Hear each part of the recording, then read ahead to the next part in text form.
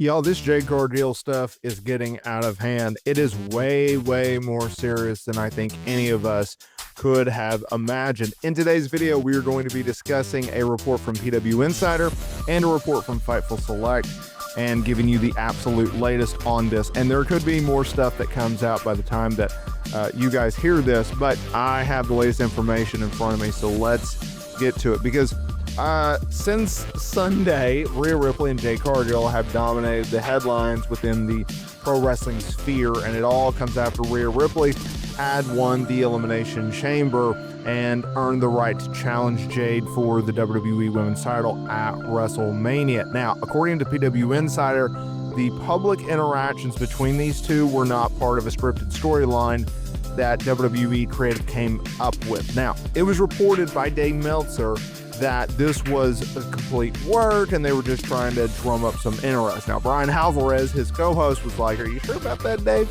And a lot of people were skeptical of it. Now, PW Insider detailed the backstage reaction to the escalating tension, as a number of sources within the company have placed the blame for the public blow-up directly on Cargill. One source told the outlet that Jade has faced criticism from multiple talents regarding how she interacts with others in the locker room, with one source noting that Jade has a history of rubbing others wrong.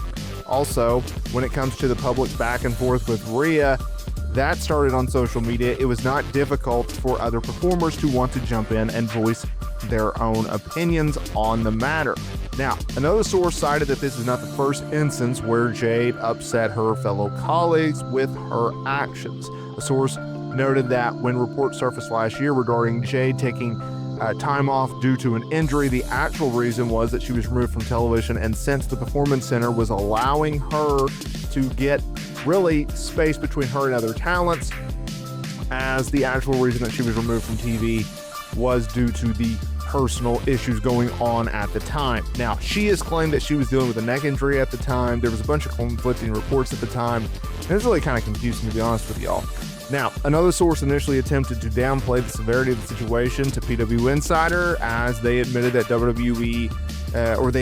they expect WWE management to come in and intervene. And the source indicated that management will likely step in to speak with Jade Cargill regarding her professional relationship with the rest of the locker room, and that everyone in the locker room has been happy to do whatever is necessary to help Jade get over with the audience. However, the source stated that the respect the locker room shows Jade does not often feel requited.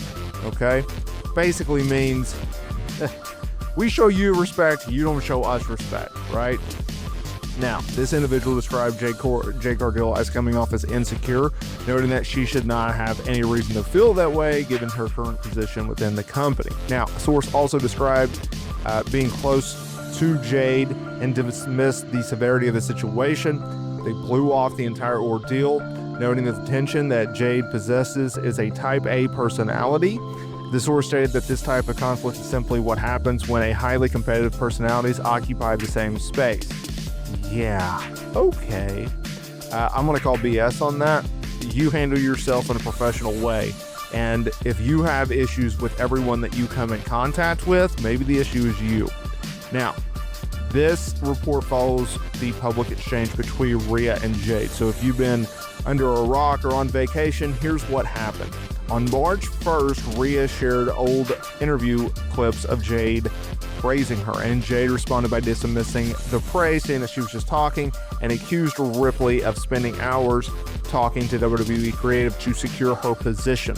Okay? So basically, Rhea was like, hey, this chick has praised me in the past, right? It was nothing big deal. And then all of a sudden, Jade just comes over the top with a haymaker out of nowhere, and then goes past what most people would expect from a storyline. And really, you know, in this day and age, WWE likes to take us behind the wall and behind the curtain so much. I think Jade saw that, but she just kind of took it too far type of thing. And so this escalated, and noting, you know, Rhea took her Instagram stories saying that the two are not friends and told Jade to learn to work and never lie to defame someone's real human character by breaking the fourth wall. And she's 100% right on that. Jade went too far on this one. And it's not like she comes across well, right? It's not the case. Now, that was PW Insider's report. This is what Fightful is reporting, which I thought was very, very interesting. Okay, so if y'all are with me, hang in there because it gets good.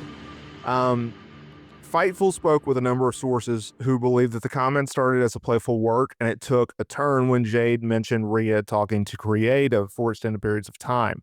They were told that's when things went off the hinges, right?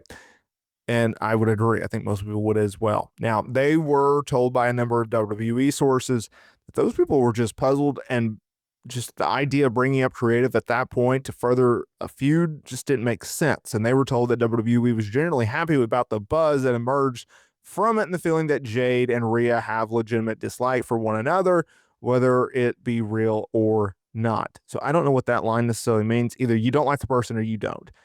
I think in more just kind of basic terms, they don't know. Now, it was said that there is no concern from WWE that the two will not work together, that they'll put any issues aside, and rightfully so. I mean, we saw that with Charlotte Flair and Tiffany Stratton from last year, right? Things went off the rails and everything worked out. There was also mentions that there was mentions of Piper Niven. And keep in mind, the comments about vacations from Piper Niven was a reference to rumors that Jade didn't want to work the 2024 holiday tour because she had a planned vacation come up. That was also around the time where she was pulled off TV. They did the injury angle, and, quote unquote, she went down to the performance center for things to kind of calm down. I don't know about all this. I can see how Jay can rub people the wrong way, but I can also see a situation where it's like she's a top star. And so here's the thing. Like, we all know WWE sees Jade in a certain light. They brought her in a certain way, and they pushed her to the moon. I mean, they fast-tracked her to the main roster, immediately on the main roster. They positioned her in a high regard.